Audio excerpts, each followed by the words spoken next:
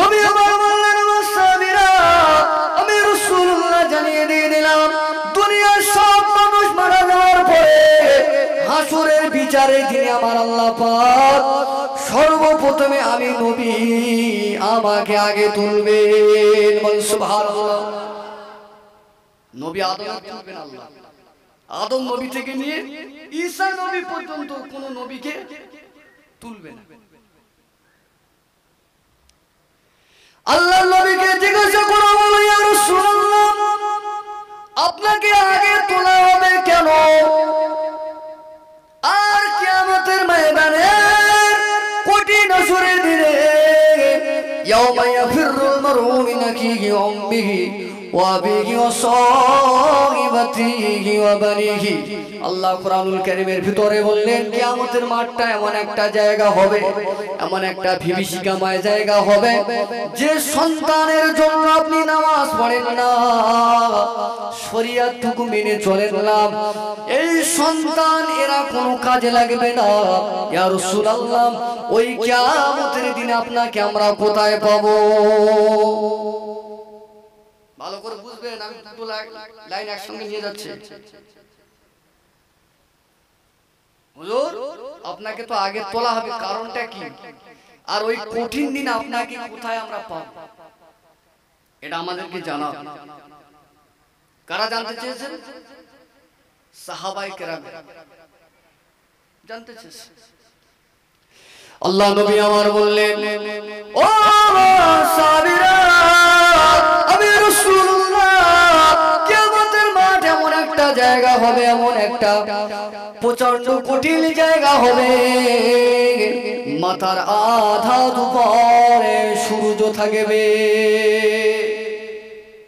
এখন সূর্য রয়েছে দুনিয়া থেকে লক্ষ লক্ষ মাইল দূরে রয়েছে, ওখান থেকে জ্যৈষ্ঠ মাসের তাপ ছাড়লে অনেক জায়গা এমনও রয়েছে এসি কোনো কাজ হয় না। লক্ষ লক্ষ মাইল মাথার উপরে সূর্য রয়েছে, বিজ্ঞান বলে দুনিয়ার থেকে সূর্য 13 লক্ষ গুণ বড়। ওই সূর্য কিয়ামতের ময়দানে কঠিন হাসরের দিনে হাসরবাসীদের মাথার আধা উপরে নামিয়ে আনা হবে।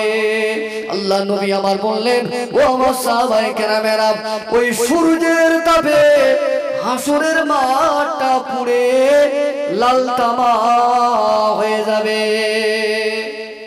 যেমন আগুনের লোহা পোড়ালে আগুনের কালার কেমন হয়, কেমন হয় বুঝতে পারছেন না নাকি? আল্লাহ নবী আমার বললেন, সাহাবীরা কিয়ামতের ময়দানে সূর্যের ওই তাপের কারণে জমিনটা পুড়ে লাল তামা হয়ে যাবে। যে সন্তান মা দুনিয়ার জমিনে এত সন্তানকে মা এত ভালোবাসে, কিয়ামতের ময়দানে নিজের পায়ের নিচে একটু ঠান্ডা দেওয়ার জন্য ওই সন্তানকে শুইয়ে দিয়ে তার বুকের উপরে দাঁড়াতে দ্বিধাবোধ করবে না। ওই দিনের নাম হলো কিয়ামত। ও আমার সাহাবায়ে কেরামেরা ওই কঠিন দিনে নবী আদম আলাইহিস সালাম থেকে নিয়ে ঈসা রূহুল্লাহ আলাইহিস সালাম পর্যন্ত তামাম রাসূলগণেরা তারা তাদের উম্মতের কথা ভুলে যাবে, তারা তাদের কওমের কথা ভুলে যাবে, নিজের উম্মতের কথা ভুলে গিয়ে এমনকি নবী মুসা আলাইহিস সালাম আল্লাহর জাহান্নামের আগুনের ভয়ে আরশের পায়া ধরে ভয়ে জড়সড় হয়ে কাঁদবে। একজন নবী যেদিন আল্লাহর ভয়ে কাঁদবে ওই দিনের নাম হলো কিয়ামত। কে কাঁদবে বলেন? একজন নবী কাঁদবে। এই ফড়ো 2 টাকার নেতা না, বুঝাচ্ছে কথা শুনি মাথা খারাপ। 2 লাখ টাকা কে নেতা এরকম ধরনের নেতা না, বড় একজন জলিল কদর নবী। তিনি সেই দিনে জাহান্নামের গড়গড়ানোর ভয়ে আল্লাহর আরশের পায়া ধরে আল্লাহ আমার উপায় কি হবে এই কথা স্মরণ করে কাঁদবে। ও আমার ভাইরা, আমার প্রধান উদ্দেশ্য এটা হলো নবীকে মহব্বত করলে লাভ কি হবে। আল্লাহ নবী ওই সময় বললেন, ও সাহাবায়ে নবী মুসা নিজের উম্মতের কথা ভুলে যাবে, নবী ঈসা নিজের উম্মতের কথা ভুলে যাবে। আদম নবী থেকে ঈসা নবী পর্যন্ত সমস্ত নবীরা নিজেদের উম্মতের কথা ভুলে গিয়ে নিজের চিন্তায় নিজে পেরেশান থাকবে। আমার আল্লাহ পাক এই কারণে আমাকে ওই দিনে প্রথমে তুলবেন, প্রথমে এই কারণে তুলবেন আল্লাহ পাক হাসরের মাঠে সর্বপ্রথমে আমার উম্মতের বিচার আগে করা হবে এই কারণে। সুবহানাল্লাহ। আল্লাহ নবী বললেন হাসরের মাঠটা যে জায়গাটায় হবে ওই জায়গাতে মোট 120 খানা কাতার থাকবে। আমাদের নবী অর্থাৎ আমাদের কাতারের সংখ্যা হবে শুধু 80টা। নবী আদম থেকে আর রাসূল পর্যন্ত যত মানুষ এসেছে সমস্ত মানুষের কাতার হবে 120টা। আমাদের নবীর উম্মতের কাতার হবে 80 খানা।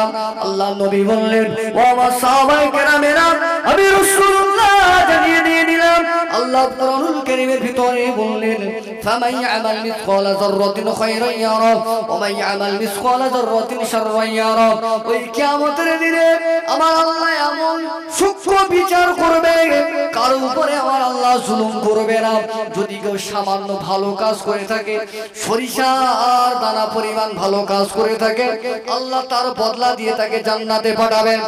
আর যদি সরিষার দানা পরিমাণ যদি কারো খারাপ কাজ থাকে, যদি কেউ জাহান্নামে হয়, জাহান্নামে আল্লাহ পাঠিয়ে দেবেন। সবাই চলে যাবে, জান্নাতীরা জান্নাতে চলে যাবে, জাহান্নামীরা জাহান্নামে চলে যাবে। আল্লাহ নবী বললেন এমন সময় আল্লাহ পাক জিবরাইলকে আল্লাহ পাক খোঁজ করবেন, এই আমার জিবরাইল ফেরেশতা আমার হাবিব জান্নাতে আছে কি দেখে আসো। জিবরাইল ফেরেশতা আল্লাহর হুকুমে জান্নাতে চলে যাবে।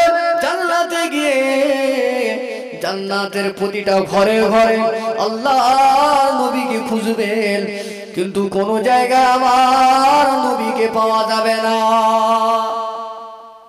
জিবরাইল এমন সময় আল্লাহর দরবারে ফিরে যাবেন, ও রব্বুল আলামিন আপনার হাবিবকে আমি জান্নাতের ভিতরে তন্ন তন্ন করে খুঁজলাম, কোন জায়গায় আপনার হাবিবকে পাওয়া গেল না। আল্লাহ পাক বলবেন ও জিবরাইল আবার তুমি ভালো করে গিয়ে দেখো। জিবরাইল আলাইহিস সালাম আবার জান্নাতটাকে ভালো করে তালাশ করে খুঁজবেন আমাদের নবীকে। জান্নাতের কোন জায়গায় নবীকে পাওয়া যাবে না। আবার জিবরাইল ফেরেশতা চলে আসবেন, ও রব্বুল আলামিন যে নবীর দ্বারা আপনি জান্নাত উদ্বোধন করলেন ওই নবীকে তো জান্নাতের কোন জায়গায় পাওয়া যায় না। আল্লাহ পাক বলবেন ও আমার জিবরাইল যাও যাও যাও হাসরের মাঠে চলে যাও, হাসরের মাঠে আমার নবীকে খুঁজে পাওয়া যায় কি দেখো। জিবরাইল ফেরেশতা হাসরের মাঠে চলে যাবে, হাসরের মাঠ তন্ন তন্ন করে খুঁজবেন, আমাদের নবীকে কিন্তু কোনো জায়গায় পাওয়া যাবে না। এমন সময় জিবরাইল ফেরেশতা খুঁজতে খুঁজতে একটা জায়গায় চলে যাবে, দূর থেকে দেখতে পাবেন আমার নবী ওই হাসরের মাঠে এক জায়গা রয়েছে। নবী আমার সাজদারত অবস্থায় কান্না থাকা অবস্থায় জিবরাইল আমার নবীকে খুঁজে পাবে, আমার নবীকে খুঁজে পাবে। খুঁজে পাওয়ার পরে উনি আমার রাসূলকে কিছু বলবেন না, তিনি বলবেন আল্লাহ আল্লাহর কাছে আগে সংবাদটা দিয়ে আসছি যে আল্লাহ আপনার হাবিবকে আমি খুঁজে পেয়েছি। তিনি আল্লাহ পাকের কাছে গিয়ে বললেন যে আল্লাহ আপনার হাবিবকে তো জান্নাতে কোনো জায়গায় খুঁজে পেলাম না, সারা জায়গায় তন্ন তন্ন করে খুঁজলাম, আপনার নবীকে আপনার রাসূলকে তো খুঁজে পাওয়া গেল না। কিন্তু ওই হাসরের মাঠে একটা জায়গা রয়েছে যেটাকে বলা হয় মাকামে মাহমুদ। মাকামে মাহমুদ এইটা পৃথিবীর আর কোন নবীকে দেওয়া হয়নি, কেবলমাত্র এই সম্মানের অধিকারী অধিষ্ঠিত করা হয়েছে আমাদের নবীকে। একবার জোরে বলুন সুবহানাল্লাহ। আমাদের নবীকে সম্মান দেওয়া হয়েছে। এই মাকামে মাহমুদটা কি? আল্লাহ পাকের দরবারে নবী আদম আলাইহিস সালাম থেকে নিয়ে ঈসা নবী পর্যন্ত প্রত্যেকটা নবী রাসূল আল্লাহর দরবারে দোয়া চেয়ে নিয়েছেন দুনিয়ার জমিনে। আমার আল্লাহ পাক আমার নবীকে বলবেন, এই আমার হাবিব রে, আপনি নবী, আপনি আমার প্যারা বন্ধু, এই আমার হাবিব, আমি আল্লাহ আপনাকে না বানাতে কিছু বানাতাম না হাবিব, এই দুনিয়ার জমিনে আপনি কি চান বলেন? আল্লাহ নবী বললেন, ও রব্বুল আলামিন, আমি আপনার বন্ধু, আপনার নবী, দুনিয়ার জমিনে আমি কিছু চাই না, আমার এই চাওয়া পাওয়াটা আপনার কাছে আমি জমা রেখে দিলাম। অর্থাৎ কিয়ামতের ময়দানে আমার নবী সেই চাওয়াটা চাইবেন যে জায়গায়, সেই জায়গাটার নাম হলো মাকামে মাহমুদ, অর্থাৎ প্রশংসা করার জায়গা। আর ওই প্রশংসার জায়গায় আমার নবী যখন আমার আল্লাহর দরবারে যে দোয়াটা চাইবেন, আমার আল্লাহ পাক সঙ্গে সঙ্গে সেই দোয়া কবুল করে নেবেন। বলেন সুবহানাল্লাহ।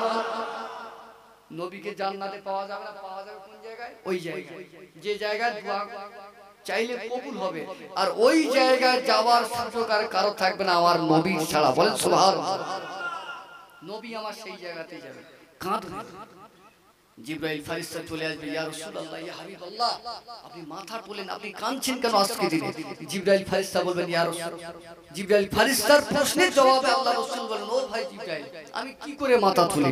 এখনো পর্যন্ত তো আমার অনেক গুনাহগার উম্মত জাহান্নামে রয়েছে, আমার অনেক গুনাহগার উম্মত তারা এখনো জাহান্নামে রয়েছে, তাদেরকে না মাফ করা পর্যন্ত আমি হাবিব, আমি নবী এই সিজদার জায়গা থেকে মাথা তুলব না। জোরে বলেন সুবহানাল্লাহ। কোন দিনে নবী এই কথা ভাববেন? যেদিনে নবীরা পর্যন্ত আরশের পায়া ধরে ভয়ে জড়সড় হয়ে থাকবেন, সেই দিনে আমার আপনার আমাদের নবী আমাদের কথা স্মরণ করে আল্লাহর কাছে কাঁদবেন। আর সেই নবীকে ভুলে যাচ্ছি কারা? আমরা। সেই নবীকে ভুলে চলেছি আমরা, নিজের খেয়াল খুশি মতো চলছি। কিতাবের ভিতরে এসেছে আল্লাহর নবী ছাড়া কোন ব্যক্তি আল্লাহর দয়ার জান্নাতে যেতে পারবে না। কেউ নিজের আমলের জোরে জান্নাতে যেতে পারবে না, কেউ নিজের আমলের জোরে, কেউ নামাজের জোরে, কেউ হজের জোরে, কেউ যাকাতের জোরে। জীবনে আপনি যত আমল করুন না কেন, আপনার আমল আপনাকে জান্নাতে নিয়ে যেতে পারবে না। আপনার উপরে যদি আল্লাহর নবীর প্রেম না থাকে, আল্লাহর নবী যদি আপনাকে না চান, আমার আল্লাহ পাক যদি আপনার উপরে সন্তুষ্ট না থাকে, আল্লাহর নবী যদি আপনার উপরে সন্তুষ্ট না থাকে, আপনার আমল কোনোদিন আপনাকে জান্নাতে নিয়ে যেতে পারবে না।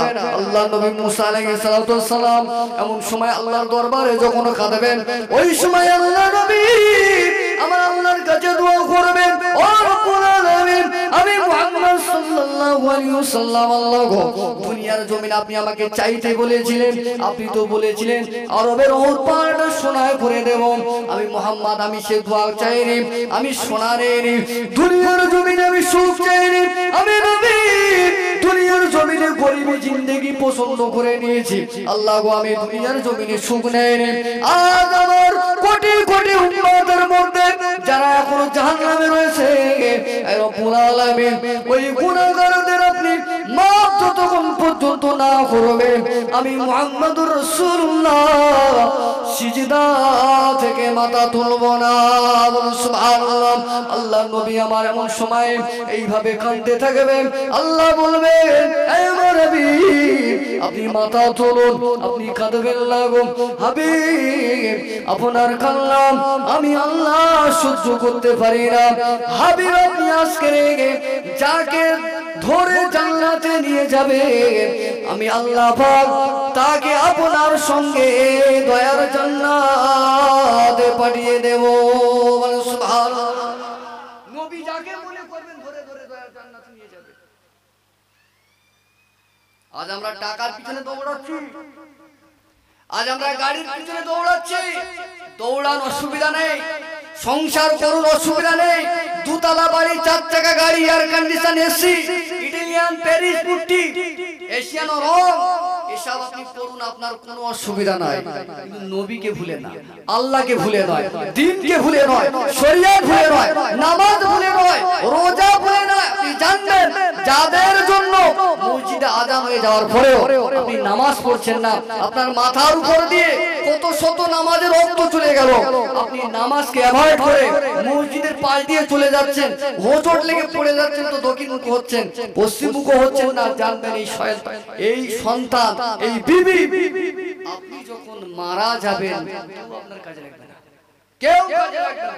আরে তো কাজে লাগাও তো দূরের কথা, যে বিবির জন্য আপনি এত খাটছেন, সন্তানের জন্য এত মানে আপনি খাটছেন, এই বিবি, এই সন্তান যদি আপনার কাছে এককালীন 2000 টাকা চায়, মনে করেন সেই মুহূর্তে আপনার কাছে পয়সা নেই, আপনি যদি ওই মুহূর্তে বিবির হাতে, সন্তানের হাতে 2000 টাকা তুলে যদি না দিতে পারে, আপনার বিবি কি বলবে, সারা জীবন আমাদের জন্য কি করছো, কি করেছো সারা জীবন আমাদের জন্য। অথচ ওই বিবির জন্য, অথচ ওই সন্তানের জন্য আপনি 40 বছর মেহনত করলেন, মাথার ঘাম পায়ে ফেললেন, এককালীন 2000 টাকা চেয়ে দিতে পারলেন না বলে আপনার 40 বছরের মেহনত কিসে এক সেকেন্ডে কি করলো সারা জীবন আমাদের শেষ। এখানেই তো শেষ হচ্ছে, তো ওখানে কি হবে? ওই মদিনার বদোশ তুমি নবী সরওয়ার, ওই মদিনার বদোশ তুমি নবী সরওয়ার, চলতে মোরা পেলাম আজ ধুলি ধরার পর, ওই মদিনার বদোশ তুমি নবী সরওয়ার,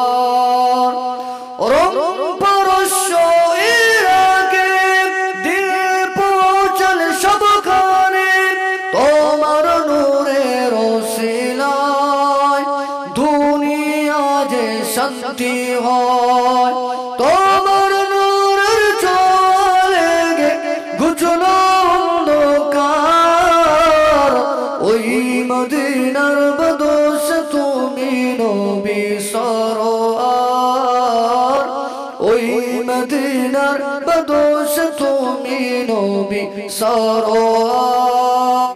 মনোরম আল্লাহ পাক পবিত্র কোরআনুল কারীমের ভিতরে এই আয়াতুল কারীমের মধ্যে বললেন, এ আমার হাবিব, এ আমার নবী, আমি আল্লাহ পাক গোটা জগৎবাসীর জন্য আমি আল্লাহ রহমত স্বরূপ আপনাকে পাঠালাম। বলেন সুবহানাল্লাহ। রহমত স্বরূপ পাঠালাম, দয়ার সাগর করে পাঠালাম।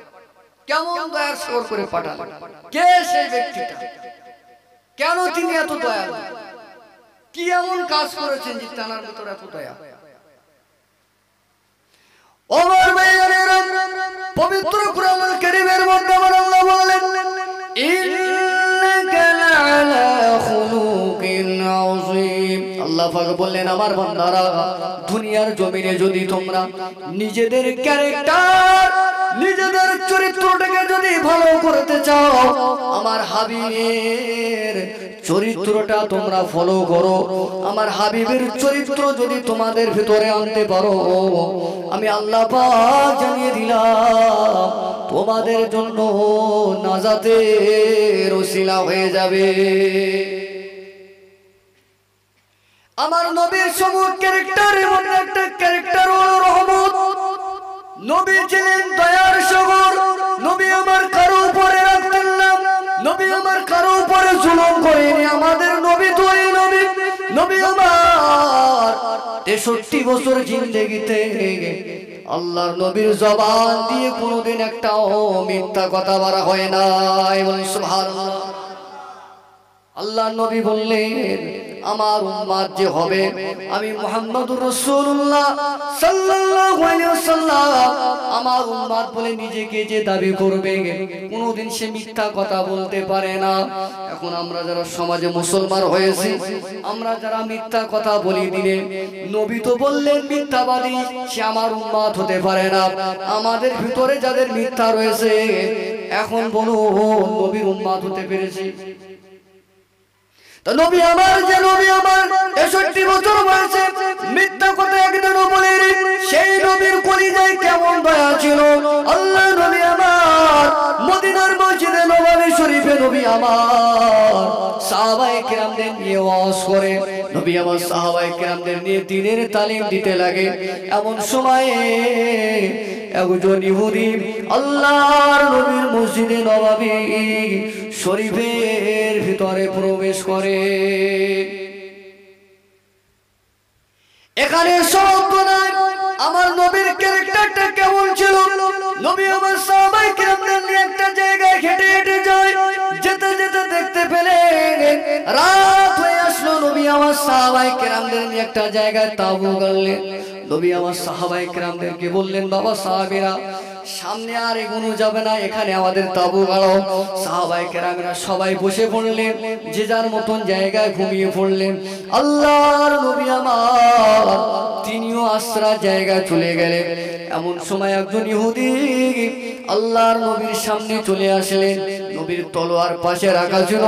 আল্লাহর নবী ওই তলোয়ারটুকু নিয়ে আল্লাহর নবীর সামনে দাঁড়িয়ে গেলেন আর বললেন, ও মুহাম্মদুর রাসূলুল্লাহ, আমি সারাটা জীবন আপনাকে মারার জন্য, আপনাকে জানে মেরে নেওয়ার জন্য চারিদিকে আমি ঘোরাফেরা করেছি, সুযোগের সন্ধানে ছিলাম, কোনোদিন আপনাকে আমি সুযোগ পাইনি। আজ আমি সুযোগ পেয়েছি। ও মুহাম্মদুর রাসূলুল্লাহ, বলো এখন আমার হাত থেকে, আমার তরবারির হাত থেকে তোমাকে কে বাঁচাবে? আল্লাহ নবীর চরিত্রটা কেমন ছিল আর আমাদের চরিত্র এমন হয়ে গিয়েছে, আমাদের আখলাকে, বাপের আখলাকে বেটা খুশি নয়, মায়ের আচরণে ছেলে খুশিতে নয়। আজ আমাদের একই উপায়ে আচার আচরণের কারণে ভাইয়ে ভাইয়ে হয় না, আমাদের গ্রামবাসীর সঙ্গে হয় না। অথচ আল্লাহর নবীর আখলাকটা কেমন দেখেন। কোন নবীর আজকে আপনারা সিরাতুন নবী, কোন নবীর স্মরণে বসেছেন মুসলমান? আমার নবীর চরিত্র কেমন ছিল? ইহুদি যখন নবীকে বললেন, মুহাম্মদুর রাসূলুল্লাহ রে, কে তোমাকে আজ আমার হাত থেকে, আমার তলোয়ার থেকে বাঁচাবে? আল্লাহ নবী ওই সময় বললেন, ও ভাই ইহুদি রে, আমাকে বাঁচাবে আমার আল্লাহ। বলেন সুবহানাল্লাহ। ইসলাম তো ইসলামের নাম, ইসলামে আমাদেরকে শিখিয়েছে এই পৃথিবীর জমিনে কোনো মানুষের ভয় করা যাবে না। এই পৃথিবীর জমিনে কোনো মানুষের কাছে নিজের মাথা নত করা যাবে না। আল্লাহ পাক বললেন, বান্দা মাথা এক জায়গায় নিচু করবি, এক জায়গায় ছোট হবি, সেটা হলো আমি আল্লাহ আমার কাছে। বলুন সুবহানাল্লাহ। তোরা যত বেশি বেশি আমি আল্লাহ আমার কাছে মাথা নিচু করবি, আমি আল্লাহ তোদের সম্মান আর মাথা তত বাড়িয়ে দেব। আমরা গ্রামের মানুষের কাছে, প্রভাবশালী মানুষের কাছে মাথা আট করতে চাই। ইসলামের এই নীতির উপরে যদি আপনি থাকেন, আল্লাহর রাসূলের চরিত্রটা যদি আপনার ভিতরে থাকে, ইসলাম জাহানের দ্বিতীয় খলিফা হযরত ওমর ফারুক রাদিয়াল্লাহু তাআলা আনহু হুজুর আমার আল্লাহর রাসূলকে মহব্বত করেছিলেন, আল্লাহর রাসূলের আদর্শ তিনি নিয়েছিলেন। এখনকার আমাদের আদর্শ আর নবীর আদর্শ সাহাবীরা নিয়েছিলেন কেমন আদর্শ, প্রসঙ্গটা মনে আসলো তাই এখানে এটা শুরু করলাম। খলিফাতুল মুসলিমিন আমিরুল মুমিনিন হযরত ওমর ফারুক রাদিয়াল্লাহু তাআলা আনহু হুজুর আমার মুসলিম জাহানের যখন দ্বিতীয় খলিফা হলেন, ইসলামের মসনাদে যখন তিনি বসলেন, হুজুর আমার কোন রকমের বডিগার্ড, কোন রকমের সিকিউরিটি ছাড়া ঘুরে বেড়াতে,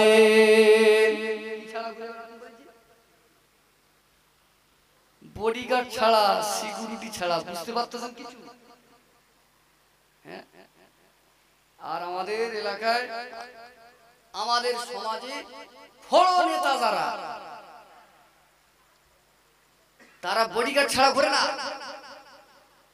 বডিগার্ড ছাড়া করে না। বা একটা মানুষ অনেক টাকার মালিক হয়ে গেলে সেও বডিগার্ড ছাড়া করে না, সরকারি ভাবে মেশিন গান পাস করে কোমরে করলে করে। আর যার নেতৃত্বে, যার সুশাসনে গোটা পৃথিবীর অর্ধাংশ ইসলাম জয়লাভ করেছিল। বলুন সুবহানাল্লাহ। হযরত উমরে ফারুক হুজুরের জামানা। এই উমরে ফারুক হুজুর কে জানেন? তিনি জিন্দেগি কিভাবে কাটাতেন? অবাক হয়ে যাবেন। ইসলাম কার নাম?